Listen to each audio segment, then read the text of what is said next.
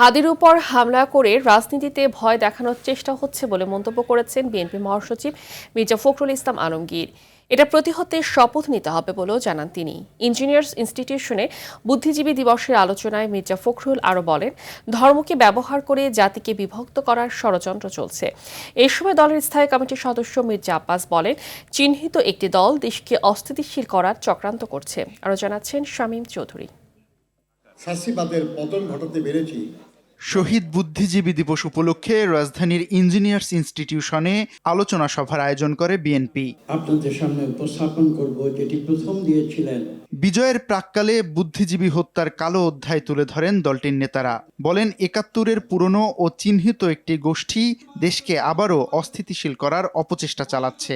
পাকিস্তানিরা বুদ্ধিজীবীদের হত্যা করেছে দেশের দোসরদের মাধ্যমে, কিন্তু বিগত আওয়ামী লীগের শাসন আমলে, ফ্যাসিস্টদের শাসন আমলে বাংলাদেশের পুরো জাতিকেই মেধাহীন করার একটা প্রয়াস নিয়েছিল।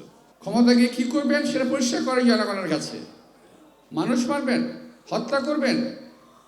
ওনারা আরো বলেন কি জানেন, ৫৪ বছরের প্রতিশোধ তারা নেবে আগামী নির্বাচনে। কারা ৭১-এ বিরোধিতা করেছিল এবং আজকে কারা অস্থিতিশীল অবস্থা তৈরি করতে চাইছে এটা সবাই জানে। আলোচনা সভায় এমন মন্তব্য করেন বিএনপি মহাসচিব মির্জা ফখরুল ইসলাম আলমগীর। নির্বাচন যখন তফসিল ঘোষণা হলো, তখনই আপনার হত্যা করার চেষ্টা করা হলো হাদিকে। একটা ভয় আবার শুরু করতে চেয়েছে, যে ভয় ১৫ বছর আওয়ামী লীগ দেখিয়েছে। আমাদের গণতন্ত্রের যে সৈনিক, তাদেরকে তারা ভয় দেখে স্তব্ধ করে দিতে চায়। পরাজিত ফ্যাসিস্ট শক্তি আজকে চেষ্টা করছে এই দেশে নির্বাচনকে বানচাল করবার। আরেকটি শক্তি তারা চেষ্টা করছে ধর্মকে ব্যবহার করে এই দেশে আবার মানুষের মধ্যে বিভাজন সৃষ্টি করবার।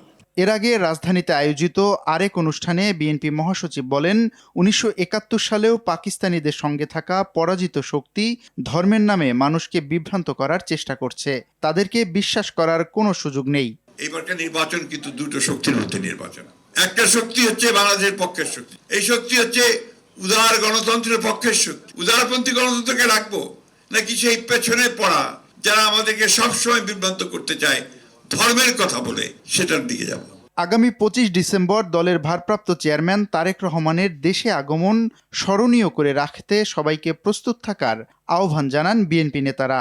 তাকে এমন এক সম্বর্ধনা জানাই যেটা অতীতে কখনো কোনো নেতা বাংলাদেশে পায়নি। শামীম চৌধুরী, RTV, ঢাকা।